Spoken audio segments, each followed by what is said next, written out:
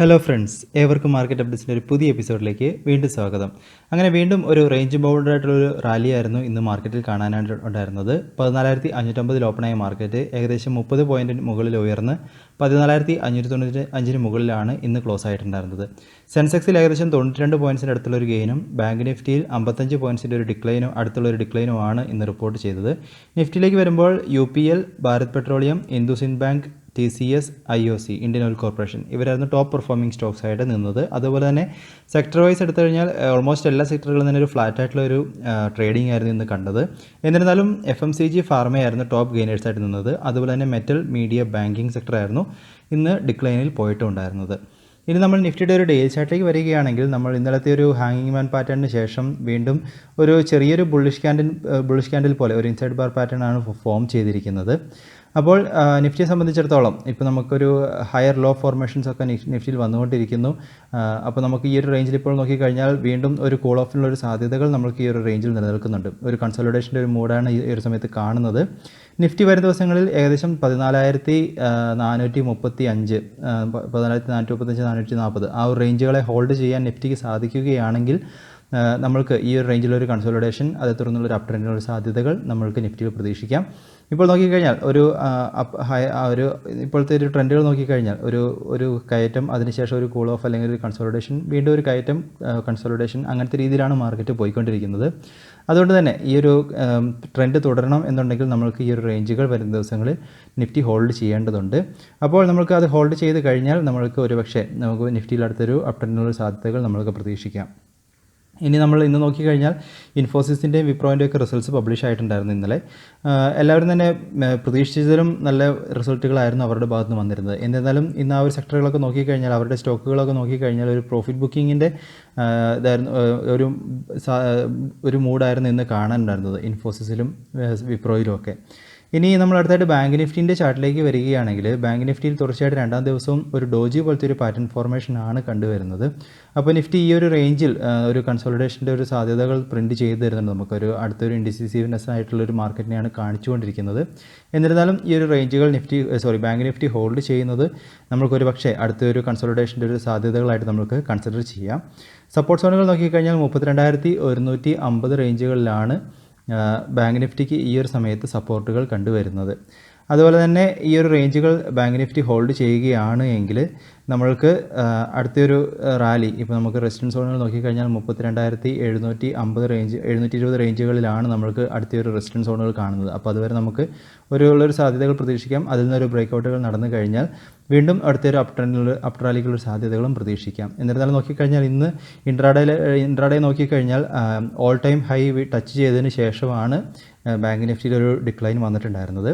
അപ്പോൾ നമുക്ക് 32,150 റേഞ്ചുകൾ ഹോൾഡ് ചെയ്ത് കഴിഞ്ഞാൽ ബാങ്ക് നിഫ്റ്റിയിൽ നമ്മൾക്ക് അടുത്തൊരു റാലിക്കുള്ള സാധ്യതകൾ നമുക്ക് പ്രതീക്ഷിക്കാം. ഇനി നമ്മൾ ഇന്നത്തെ ഒരു ഗ്ലോബൽ മാർക്കറ്റ് കണ്ടീഷൻസിലേക്ക് വരികയാണെങ്കിൽ, US മാർക്കറ്റിൽ ഫ്യൂച്ചേഴ്സൊക്കെ ഒരു മിക്സഡ് ആയിട്ടുള്ള ഒരു ട്രേഡിംഗ് ആണ് ഈ ഒരു സമയത്ത് കണ്ടുവരുന്നത്. യൂറോപ്യൻ മാർക്കറ്റ് എല്ലാം തന്നെ ഒരു പോസിറ്റീവ് മൂഡ്, ഒരു ഫ്ലാറ്റ് ആണെങ്കിൽ ഇപ്പോൾ ഒരു പോസിറ്റീവ് ബയസിലാണ് കണ്ടുവരുന്നത്. ഏഷ്യൻ മാർക്കറ്റ് ഒരു മിക്സഡ് ട്രെൻഡിൽ നിലനിൽക്കുന്നു. SGX നിഫ്റ്റി ബോർഡറിൽ ട്രേഡ് ആയിക്കൊണ്ടിരിക്കുന്നു. ഇനി അടുത്തായിട്ട് രൂപയുടെ മൂല്യത്തിലും ഡോളറിൻ്റെ അഗേൻസ്റ്റായിട്ട് ഒരു തിരിച്ചുവരവ് കാണാനുണ്ടായിരുന്നു. 10 പൈസ ഉയർന്ന് 73.04 ട്രേഡ് ഉണ്ടായിരിക്കുന്നത്. ഫോറിൻ ഇൻസ്റ്റിറ്റ്യൂഷൻ വീണ്ടും മാർക്കറ്റിന് സപ്പോർട്ടീവായിട്ട് തന്നെയാണ് കണ്ടുവരുന്നത്. അപ്പോൾ അവരുടെ ഭാഗത്തു നിന്ന് വീണ്ടും ഇന്നൊരു നെറ്റ് പർച്ചേസാണ് കണ്ടുവരുന്നത്. 1000 കോടിക്ക് മുകളിൽ 1076 കോടിയുടെ ഒരു നെറ്റ് ഇൻവെസ്റ്റ്മെൻറ്റ് അവരുടെ ഭാഗത്ത് നിന്ന് ക്യാഷ് മാർക്കറ്റിൽ വന്നു. ഈ ഒരു മാസം പകുതി വരെ നോക്കിക്കഴിഞ്ഞാൽ അവർ ടോട്ടലായിട്ട് 15,000 കോടിക്ക് മുകളിലുള്ള നെറ്റ് പർച്ചേസ് ക്യാഷ് മാർക്കറ്റിൽ വന്നിട്ടുണ്ട്. ഡൊമസ്റ്റിക് ഇൻസ്റ്റിറ്റ്യൂഷൻ്റെ ഭാഗത്ത് നിന്ന് വിത്ഡ്രോവൽ തുടരുകയും ചെയ്യുന്നു. ഇന്ന് പക്ഷേ നോക്കിക്കഴിഞ്ഞാൽ അതിലൊരു കുറവുകൾ കണ്ടുവരുന്നുണ്ട്. 1,188 കോടിയാണ് അവരുടെ ഭാഗത്തു നിന്നും നെറ്റ് വിത്ഡ്രോവലായിട്ട് വന്നിരിക്കുന്നത്. അപ്പോൾ നമുക്ക് ഗ്ലോബൽ മാർക്കറ്റിൽ നോക്കിക്കഴിഞ്ഞാൽ ഇപ്പോൾ ഈ ഒരു സമയത്ത് മിക്സഡായിട്ട് കാണുന്നു. അതുപോലെ തന്നെ ഇൻസ്റ്റിറ്റ്യൂഷൻ സപ്പോർട്ടീവായിട്ടും മാർക്കറ്റ് നിലനിൽക്കുന്നു. തീർച്ചയായിട്ടും രാവിലെ SGX നിഫ്റ്റി ഒന്ന് ട്രാക്ക് ചെയ്യുക. അപ്പോൾ അതേ തുടർന്ന് നമുക്ക് ഇന്ത്യൻ മാർക്കറ്റിൻ്റെ ഒരു മൂഡ് നമുക്ക് ഐഡൻറ്റിഫൈ ചെയ്യാൻ സാധിക്കുന്നതാണ്. ഇനി സ്റ്റോക്കുകളെ കുറിച്ച് സംസാരിക്കാനാണെങ്കിൽ നിങ്ങൾ തീർച്ചയായിട്ടും വാച്ച് ചെയ്യേണ്ട ഒരു സ്റ്റോക്കാണ് ടാറ്റ LXI. ആ ഒരു സ്റ്റോക്കിൽ നല്ലൊരു ബൈയിങ് പ്രഷർ കാണുന്നുണ്ട്. തീർച്ചയായിട്ടും നാളെ നിങ്ങൾ ഈ ഒരു സ്റ്റോക്കിൽ നിന്ന് ട്രാക്ക് ചെയ്യുന്നത് നല്ലതായിരിക്കും. ഇനി നമ്മൾ പറഞ്ഞ സ്റ്റോക്കുകളിലേക്ക് വരുമ്പോൾ, ITC സംബന്ധിച്ചിടത്തോളം നമ്മളൊരു സപ്പോർട്ട് സോണുകളിൽ നിന്നുള്ളൊരു റിവേഴ്സൽ നമ്മൾ ഇതിനു മുമ്പ് പറഞ്ഞിട്ടുണ്ടായിരുന്നു. അപ്പോൾ നോക്കിക്കഴിഞ്ഞാൽ അത് കഴിഞ്ഞ 2-3 ദിവസങ്ങളായിട്ട് തുടർന്നുകൊണ്ടിരിക്കുന്നു. അപ്പോൾ നമുക്ക് ഇനി അടുത്തൊരു റാലി തുടരണം എന്നുണ്ടെങ്കിൽ ഈ ഒരു റേഞ്ചിൽ നിന്നുള്ളൊരു ബ്രേക്കൗട്ടുകൾ നടക്കേണ്ടതായിട്ടുണ്ട്.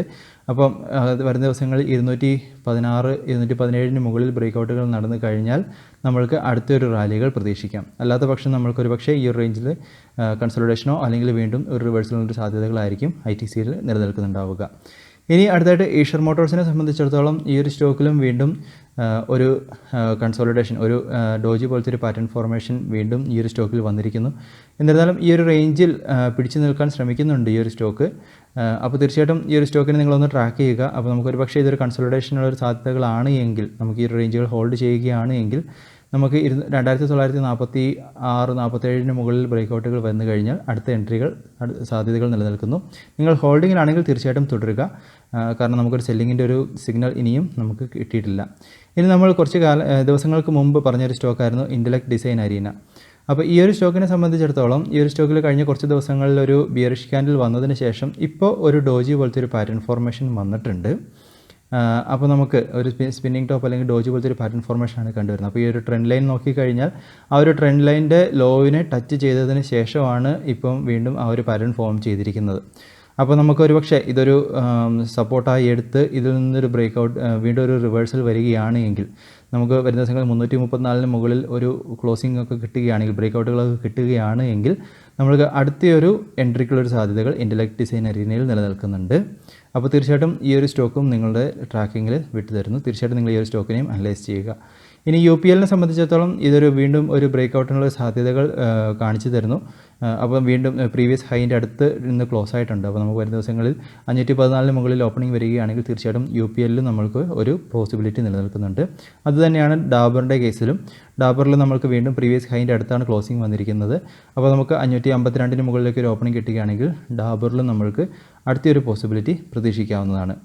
ഇനി അടുത്തായിട്ട് നമുക്ക് പ്രധാനപ്പെട്ട അപ്ഡേറ്റുകളിലേക്ക് പോവുകയാണെങ്കിൽ ആദ്യമേ തന്നെ ഇപ്പോൾ ഇത് society of Indian automobile manufacturers സിയാമിൻ്റെ ഭാഗത്ത് വന്ന ഡാറ്റ നോക്കിക്കഴിഞ്ഞാൽ ഈ ഒരു ഡിസംബർ മാസത്തിലെ ഓട്ടോ സെയിൽസ് ഡാറ്റയാണിത്. അപ്പോൾ അത് നോക്കിക്കഴിഞ്ഞാൽ പാസഞ്ചർ കാർ സെയിൽസിൽ 8% മുകളിലൊരു വർധനവ്, ഇയർ ഓൺ ഇയർ നോക്കിക്കഴിഞ്ഞാൽ 8% മുകളിൽ വർധനവും, പാസഞ്ചർ വെഹിക്കിളിൽ 13.5% മുകളിലുള്ളൊരു വളർച്ചയും, അതുപോലെ തന്നെ യൂട്ടിലിറ്റി വെഹിക്കിളിൽ 20% അടുത്തുള്ള വളർച്ചയും, 2 വീലേഴ്സിൽ 7.5% ഒരു വളർച്ചയും ഇയർ ഓൺ ഇയറിൽ റിപ്പോർട്ട് ചെയ്തിരിക്കുന്നതെന്നാണ് അവരുടെ ഭാഗത്തു നിന്നുള്ള ഡാറ്റകൾ സൂചിപ്പിക്കുന്നത്. അപ്പോൾ ഇത് ഓട്ടോ സെക്ടറിൻ്റെ ഒരു പോസിറ്റീവ് ന്യൂസ് ആയിട്ട് നമുക്ക് കൺസിഡർ ചെയ്യാവുന്നതാണ്. അതുപോലെ തന്നെ ടാറ്റ മോട്ടോഴ്സിനെ സംബന്ധിച്ചിടത്തോളം അവർ ഓൾട്രോസിൻ്റെ ഒരു പുതിയ വെർഷൻ ലോഞ്ച് ചെയ്തിട്ടുണ്ട് ടർബോ ചാർജ് എഞ്ചിനുമായിട്ട്. അപ്പോൾ അത് അടുത്ത ആഴ്ചയോടുകൂടി വിപണിയിലെത്തും എന്ന രീതിയിലാണ് അപ്ഡേറ്റുകളിലും കാണിച്ചിരിക്കുന്നത്. അപ്പോൾ തീർച്ചയായിട്ടും ടാറ്റ മോട്ടോഴ്സ് ട്രാക്ക് ചെയ്യുന്നുണ്ടെങ്കിൽ തീർച്ചയായിട്ടും ആ ഒരു ന്യൂസും നിങ്ങൾക്ക് ട്രാക്ക് ചെയ്യാവുന്നതാണ്. ഇനി അടുത്തായിട്ട് ഡിക്സൺ ടെക്നോളജീസിനെ സംബന്ധിച്ചിടത്തോളം അവർ ഫെബ്രുവരി 2 നടക്കാൻ പോകുന്ന ബോർഡ് മീറ്റിംഗിൽ സ്റ്റോക്ക് സ്പ്ലിറ്റിനെ കുറിച്ച് പ്ലാൻ ചെയ്യുന്നുണ്ട്. അപ്പം അങ്ങനത്തെ ഒരു ന്യൂസ് വരികയാണെങ്കിൽ തീർച്ചയായിട്ടും ഈ ഒരു സ്റ്റോക്കിന് വീണ്ടും അതൊരു ഗുണകരമായി മാറാൻ സാധ്യതകൾ നിലനിൽക്കുന്നു. ഇനി അടുത്തതായിട്ട് നാളെ HCLൻ്റെ Q3 റിസൾട്ടുകൾ പബ്ലിഷ് ആവാനുള്ള സാധ്യതകളുണ്ട് എന്നൊരു ന്യൂസ് അപ്ഡേറ്റുകൾ വന്നിട്ടുണ്ട്. അതുപോലെ തന്നെ HCLനെ സംബന്ധിച്ചിടത്തോളം അവർ ജനുവരി 27 HUL ഹിന്ദുസ്ഥാൻ യൂണിലിവറിനെ സംബന്ധിച്ചിടത്തോളം അവർ ജനുവരി 27 ഈ ഒരു തേർഡ് ക്വാർട്ടറിൻ്റെ Q3യുടെ റിസൾട്ടുകൾ പബ്ലിഷ് ചെയ്യും എന്നാണ് അപ്ഡേറ്റുകൾ കാണിച്ചിരിക്കുന്നത്. ഇനി അടുത്തായിട്ട് HILനെ സംബന്ധിച്ചിടത്തോളം ഹിന്ദുസ്ഥാൻ എയറോനോട്ടിക്സിനെ സംബന്ധിച്ചിടത്തോളം ഗവൺമെൻറ് ഏകദേശം 484 കോടിക്ക് 48,000 കോടിക്ക് മുകളിൽ ഉള്ള ഒരു ഡീലുമായിട്ട് തേജസ് എയർക്രാഫ്റ്റിനെ അക്വയർ ചെയ്യാനുള്ളൊരു ഡീലിനുള്ളൊരു അപ്രൂവൽ കൊടുത്തിട്ടുണ്ട് 48,000 കോടി വർത്ത് ചെയ്യുന്ന ഡീലിന്. അപ്പോൾ ഇത് HILന് ഒരു പോസിറ്റീവ് ന്യൂസ് ആയിട്ട് നിലനിൽക്കുന്നത്. അപ്പോൾ അതാണ് ഇന്ന് HIL നല്ലൊരു ബുള്ളിഷ് മൂവുകൾ കാണിച്ചിട്ടുണ്ടായിരുന്നത്. ഇനി അടുത്തൊരു L&Tനെ സംബന്ധിച്ചിടത്തോളം അവർക്ക് അവരുടെ മൾട്ടിപ്പിൾ ആംസിന് അവരുടെ ബിസിനസ് സെക്ടേഴ്സുകൾക്ക് ഓർഡറുകൾ വിൻ ചെയ്തിട്ടാണ് കാണിച്ചിരിക്കുന്നത്. അവരുടെ റെയിൽവേ സെക്ടറിന് റെയിൽവേ സ്ട്രാറ്റജിക് ബിസിനസ് യൂണിറ്റിന് റെയിൽവേയുടെ ഭാഗത്തു നിന്ന് ഒരു ഓർഡറുകൾ കിട്ടിയിരിക്കുന്നു, ഒരു നോർത്ത് വെസ്റ്റേൺ റെയിൽവേ ഇലക്ട്രിഫൈ ചെയ്യാനായിട്ട്. അതുപോലെ തന്നെ അവരുടെ കൺസ്ട്രക്ഷൻ ആമിനും ഓർഡറുകൾ വിൻ ചെയ്തിട്ടാണ് കാണിച്ചിരിക്കുന്നത്. ഇനി അതുപോലെ തന്നെ ഇന്ത്യൻ ഹ്യൂം പൈപ്പിനെ സംബന്ധിച്ചിടത്തോളം അവർക്കും ഏകദേശം 198 കോടി വർത്ത് ചെയ്യുന്ന ഓർഡറുകൾ കർണാടക ഗവൺമെൻറ്റിൻ്റെ ഭാഗത്തു നിന്നും വിൻ ചെയ്തതായിട്ട് കാണിച്ചിരിക്കുന്നു. ഇനി അടുത്തായിട്ട് സ്റ്റീൽ അതോറിറ്റി ഓഫ് ഇന്ത്യയെ സംബന്ധിച്ചിടത്തോളം ഗവൺമെൻറ് ഏകദേശം 10% സ്റ്റേക്ക് ഗവൺമെൻറ്റിൻ്റെ കയ്യിലുള്ള സ്റ്റേക്ക് ഓഫർ ഫോർ സെയിലിൽ വെക്കാനായിട്ട് പോകുന്നു എന്നൊരു അപ്ഡേറ്റുകൾ വന്നിട്ടുണ്ടായിരുന്നു. അപ്പോൾ അത് നോൺ റീറ്റെയിൽ ഇൻവെസ്റ്റേഴ്സിന് ഇന്ന് സബ്സ്ക്രിപ്ഷനുള്ള ഡേറ്റ് ആയിട്ട് ഉണ്ടായിരുന്നത്. റീറ്റെയിൽ ഇൻവെസ്റ്റേഴ്സിനെ സംബന്ധിച്ചിടത്തോളം നാളെയാണ് സബ്സ്ക്രിപ്ഷനുള്ള വിൻഡോ ഓപ്പൺ ആവുക. അതുപോലെ തന്നെ ഈ ഒരു വർഷം നോക്കിക്കഴിഞ്ഞാൽ ഗവൺമെൻറ് പല കമ്പനികളിൽ ഓഫർ ഫോർ സെയിൽ വെക്കാനായിട്ട് ഉദ്ദേശിക്കുന്നുണ്ട്. പ്രധാനമായിട്ടും അയർകോൺ, റെയിൽ വികാസ് നിഗം, അതുപോലെ തന്നെ രാഷ്ട്രീയ കെമിക്കൽസ്, മിസ്റ്റർ ദത്ത, ഇങ്ങനെയുള്ള കുറേ കമ്പനികളുടെ സ്റ്റേക്കുകൾ ഗവൺമെൻറ് ഓഫർ ഫോർ സെയിലിൽ വെക്കാനായിട്ട് പ്ലാൻ ചെയ്യുന്നു എന്നൊരു അപ്ഡേറ്റുകളും കാണാനായിട്ട് ഉണ്ടായിരുന്നു. ഇനി അതുപോലെ തന്നെ ശ്രദ്ധിക്കേണ്ട വേറെ 2 പ്രധാന വാർത്തകളാണ് IPO. അപ്പോൾ നോക്കിക്കഴിഞ്ഞാൽ അടുത്തയാഴ്ച വീണ്ടും 2 IPOകൾ മാർക്കറ്റിലേക്ക് വരാൻ പോകുന്നു. അപ്പോൾ മാർക്കറ്റിൽ ഇപ്പോഴത്തെ ഒരു തിരിച്ചുവരവും IPOയോടുള്ള ആൾക്കാരുടെ ഒരു മനോഭാവവും ഒരു താല്പര്യങ്ങളൊക്കെ കണ്ടെടുത്തുകൊണ്ടായിരിക്കണം കൂടുതൽ IPOകൾ മാർക്കറ്റിലേക്ക് വരുന്നത്. നോക്കിക്കഴിഞ്ഞാൽ അടുത്തയാഴ്ച 2 IPOകൾ മാർക്കറ്റിലേക്ക് വരാൻ പോകുന്നു. അതിൽ ആദ്യത്തെ IPO IRFCയുടെ ആണ്, ഇന്ത്യൻ റെയിൽവേ ഫിനാൻസ് കോർപ്പറേഷൻ്റെ. അവരുടെ IPO നോക്കിക്കഴിഞ്ഞാൽ ഏകദേശം 4633 കോടി വർത്ത് ചെയ്യുന്ന IPO ആണ്. അത് ജനുവരി 18-ാം തീയതി ഓപ്പൺ ആവുകയും ജനുവരി 20-ാം തീയതി വരെ സബ്സ്ക്രിപ്ഷൻ വിൻഡോ ഓപ്പൺ ആയിരിക്കുകയും ഉണ്ടായിരിക്കും. ഈ ഒരു IPO നോക്കിക്കഴിഞ്ഞാൽ ഏകദേശം 3088.9 കോടി വർത്ത് ചെയ്യുന്ന ഷെയറുകളുടെ ഫ്രഷ് ഇഷ്യൂവും അതുപോലെ തന്നെ 1544 കോടി വർത്ത് ചെയ്യുന്ന ഷെയറുകൾ ഗവൺമെൻറ്റിൻ്റെ ഭാഗത്ത് നിന്ന് ഓഫർ ഫോർ സെയിലിലും വെക്കാനായിട്ട് ഉദ്ദേശിക്കുന്നത്. പ്രൈസ് ബാൻഡ് നോക്കിക്കഴിഞ്ഞാൽ 25 മുതൽ 26 രൂപ പെർ ഷെയറിലാണ് പ്രൈസ് ബാൻഡായിട്ട് ഫിക്സ് ചെയ്തിരിക്കുന്നത്. അതുപോലെ തന്നെ മിനിമം 575 ഷെയർസിൻ്റെ ലോട്ടായിട്ട് വേണം അപ്ലൈ ചെയ്യാനായിട്ട്.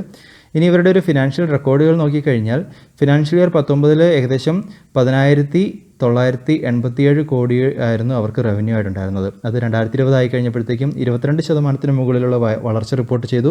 13,421 കോടിയാണ് റവന്യൂ ആയിട്ട് റിപ്പോർട്ട് ചെയ്തിരിക്കുന്നത്. എന്നിരുന്നാലും ഈ ഒരു IPO സംബന്ധിച്ചിടത്തോളം ഗ്രേ മാർക്കറ്റ് പ്രീമിയം ഒക്കെ നോക്കിക്കഴിഞ്ഞാൽ അതിൽ വലിയൊരു മാറ്റം, വലിയൊരു വളർച്ച കാണാനായിട്ടില്ല. ഏകദേശം ₹1.60 ഒരു ഉയർച്ച മാത്രമേ ഗ്രേ മാർക്കറ്റ് പ്രീമിയത്തിൽ വന്നിട്ടുള്ളൂ. അപ്പോൾ ഗ്രേ മാർക്കറ്റിലെ ഡിമാൻഡുകൾ അത്ര ഇതുവരെ വന്നിട്ടില്ല. എന്നിരുന്നാലും ബ്രോക്കറേജ് ഫേമുകളൊക്കെ നോക്കിക്കഴിഞ്ഞാൽ എല്ലാവരും സബ്സ്ക്രൈബ് എന്നുള്ളൊരു റേറ്റിംഗ് ആണ് ഈ ഒരു IPO സംബന്ധിച്ചിടത്തോളം കൊടുത്തിട്ടുള്ളത്. തീർച്ചയായിട്ടും ഈ ഒരു IPO നിങ്ങളുടെ ഭാഗത്തുനിന്ന് അനാലിസിസ് നടത്തുക. പിന്നെ അതുപോലെ തന്നെ ഈ കമ്പനിയുടെ RHP ഫയലൊക്കെ തീർച്ചയായിട്ടും സെബിയുടെ വെബ്സൈറ്റുകളിൽ ലഭ്യമാണ്. അപ്പോൾ അതിൽ നിന്നും ഇവരുടെ കൂടുതൽ അപ്ഡേറ്റുകൾ അല്ലെങ്കിൽ ഇവരുടെ ഫിനാൻഷ്യൽ സ്റ്റാറ്റസുകളും ബിസിനസ് അപ്ഡേറ്റുകളും കാണാൻ സാധിക്കുന്നതായിരിക്കും. ഇനി അടുത്തായിട്ട് ഇൻഡിഗോയുടെ IPO സംബന്ധിച്ചിടത്തോളം ഏകദേശം 1000 കോടി വർത്ത് ചെയ്യുന്ന IPO ആണ് ഇവർ ഇഷ്യൂ ചെയ്യാനായിട്ട് ഉദ്ദേശിക്കുന്നത്. ജനുവരി 20 മുതൽ 22-ാം തീയതി വരെ ആയിരിക്കും ഈ ഒരു സബ്സ്ക്രിപ്ഷനുള്ള വിൻഡോ ഓപ്പൺ ആയിട്ടുണ്ടാവുക. പ്രൈസ് ബാൻഡ് നോക്കിക്കഴിഞ്ഞാൽ 1488 മുതൽ 1490, അപ്പർ ബാൻഡ് നോക്കിക്കഴിഞ്ഞാൽ 1490 രൂപ വരെയാണ് പ്രൈസ് ബാൻഡായിട്ട് ഫിക്സ് ചെയ്തിരിക്കുന്നത്. മിനിമം 10 ഷെയർസിൻ്റെ ലോട്ടായിട്ട് വേണം അപ്ലൈ ചെയ്യാനായിട്ട്. അതായത് ഏകദേശം അപ്പർ ബാൻഡ് കൺസിഡർ ചെയ്ത് കഴിഞ്ഞാൽ 14,900 രൂപ.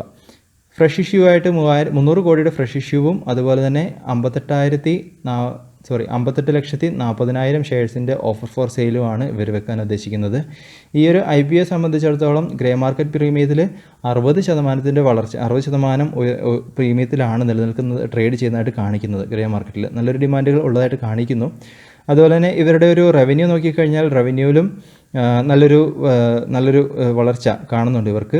ഈ ഒരു സെപ്റ്റംബർ വരെയുള്ള ഒരു ക്വാർട്ടർ നോക്കിക്കഴിഞ്ഞാൽ പ്രോഫിറ്റ് ആഫ്റ്റർ ടാക്സ് നോക്കിക്കഴിഞ്ഞാൽ PATയിൽ 27.2 കോടിയാണ് റിപ്പോർട്ട് ചെയ്തിരിക്കുന്നത്.